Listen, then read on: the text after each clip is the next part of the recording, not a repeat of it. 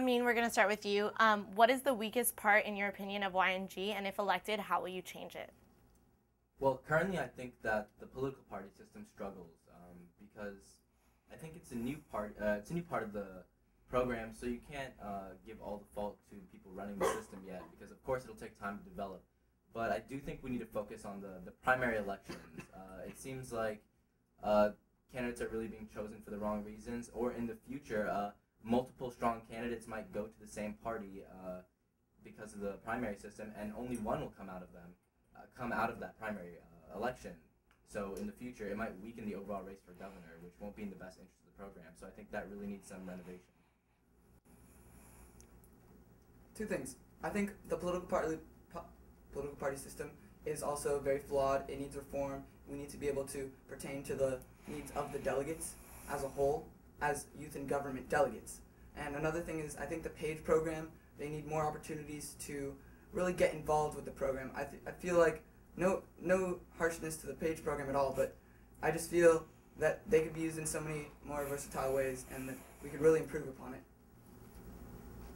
Well, I think there are a few weak aspects of youth in government, but I think the most important one to me would be communication.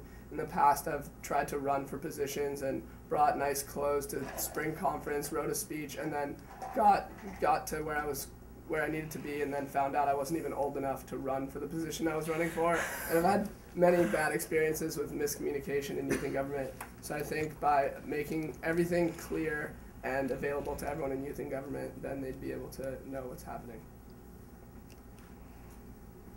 Personally, I believe the weakest part of youth in government right now would be the election system, not necessarily political parties, but just the process of voting itself. I think that we could do a lot to really improve the system by which we vote. Youth in government is all about democracy, but our election system and the expression of our democracy is flawed in many ways. And I would, if elected, definitely work with the Secretary of State's office to try to look at things like possibly mandating that all delegates vote so that we could have better voter turnout, possibly doing away with the convention-style elections, which personally I'm not a big fan of because they reveal every delegation's preference. And it just making sure that every delegate knows how to vote and is informed, because I have met people that really were just confused on the whole process. So the elections is one thing I want to strengthen a lot. Two things. I think that the first thing is that obviously the political party system is something new this year and it's been a little bit faulty. I think it puts a lot of stress on the candidates, and not only that, but I do believe that candidates should write two-pronged platforms based on their ideas for California and youth in government, just so that way you align yourself against a candidate and a party. And because there are so many different views in youth in government, that I think that you should align yourself against a candidate and a party so that you can support a candidate all the way, because ultimately the youth governor is the person who is passing or vetoing your bills. And on another note, I do think that communication is lacking between different program areas. And for example, I think that the lobbyist program is a really strong area, but I don't think that they're in communication enough with the legislature. I know that they do present speeches, but at the same time I think it'd be interesting to add another element. For example, you could add CEOs into the mix, where you'd audition to be a CEO, and then that way you could have fake monopoly money, and it would just add another element to the whole process. Maddie, we're going to start with you on this next question.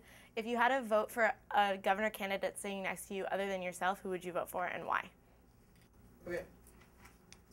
If I had to vote for any other governor candidate in why, I think it would be Amin Merchant. I think his platform and everything that he's doing right now is very inspirational to all the delegates. I think his speech really riled people up and really made people feel important about themselves and made people feel better about themselves in the program. And I really appreciate everything he's done for the program.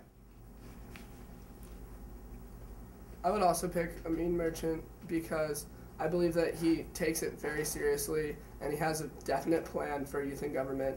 And not only that, but also he's a good guy. I know I've talked to him along the race, and he's had good things to say, and I like his outlook on the program. Honestly, I think I'd be really torn. I think I'm sitting with 4 really qualified people, and I hate to sound like I'm giving a cop-out, but I really do like everybody I'm sitting with, and I think they'd all make excellent youth governors. So just to spread the love, I think I would vote for Katie Van Ginkel, because she has so much experience in Model United Nations. It just blows my mind how well she knows this program.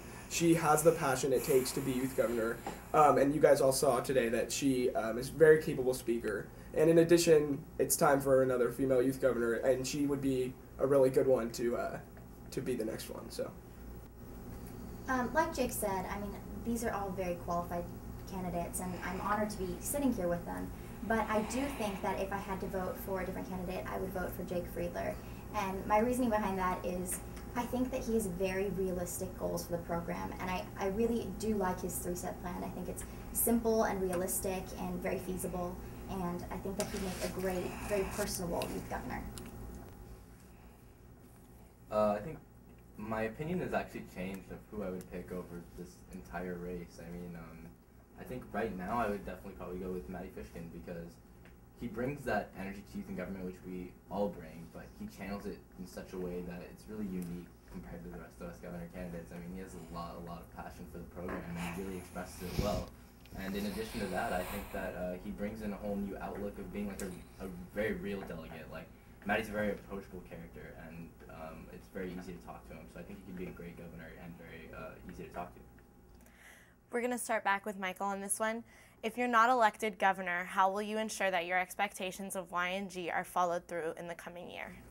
I think if I'm not elected as governor, what I'll do is I'll talk to the governor. I know the four other candidates very well, and I know that if they are elected, they'll listen to me, and I'll be able to contact them and tell them what I think.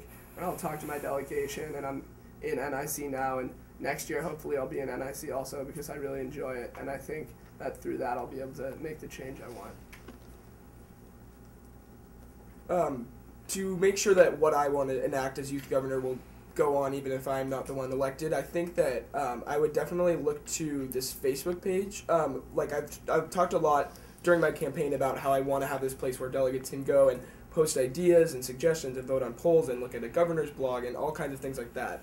And I did set it up already. You can go online to California Youth in Government Suggestions and Feedback on Facebook, and if I'm not elected, that will still be an invaluable resource for the Office of Youth Governor to look at and see what the delegates want to see changed or to ask questions over the poll system. So if I'm not elected, I would have no problem turning that over to the next youth governor because I'm not just setting that up so I can be elected. I'm setting that up so we can make a better program. And if I really believe we need a better program, then whoever's elected youth governor can make use of that resource.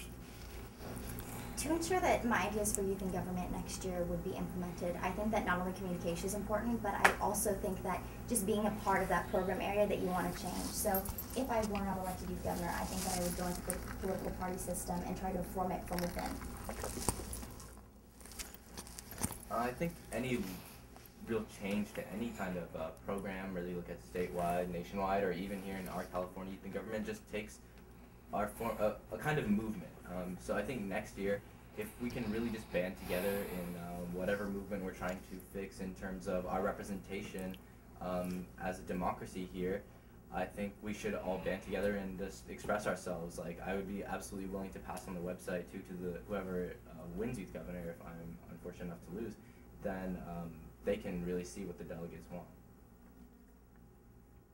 Okay, well, something that I really want to implement as youth governor would be to contact YMCAs so they could host events of their own to support teen rights and to come together to have fun, to dance, to really just, have a good time. Things like YNG Prom that Westchester's hosting are things that really affect our program in a lot of different ways and really affect it in positive ways. And another thing is the SDSC Supercluster debate. I think that's something that could be a lot more popular, that more people should show up to. And I think if we had these throughout the state, we could contact YMCAs. These are things that don't have to be through the youth governor. These can be things that are hosted by YMCAs for YMCAs across the Youth and Government Board. Another thing is I want to create an online archive of bills, NIC proposals, court cases, things that would familiarize delegates with the program and really give them a chance to see the program and study the program and research their bills and proposals, and maybe giving that to another candidate or combining it with our California agenda to give the candidates an opportunity would be an awesome idea. So.